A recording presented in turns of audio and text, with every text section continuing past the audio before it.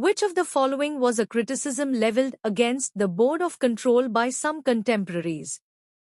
The correct answer is B. It was too dominated by government ministers, leading to political interference in commerce. The reforms of Pitt's India Act eventually paved the way for which major 19th century change in Indian governance? The correct answer is B. Full transfer of company powers to the British Crown in 1858. Pitt's India Act is most directly associated with which phase of British involvement in India? The correct answer is B. The period of company rule with increasing government supervision. Which best characterizes British intent behind Pitt's India Act?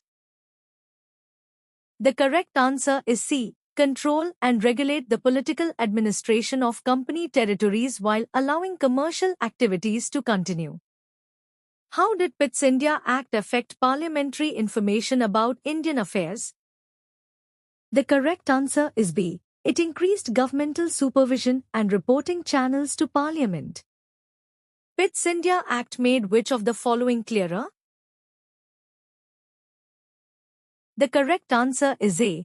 Separation of political and commercial functions between state and company. Which body retained responsibility for the company's charter and commercial constitution after 1784?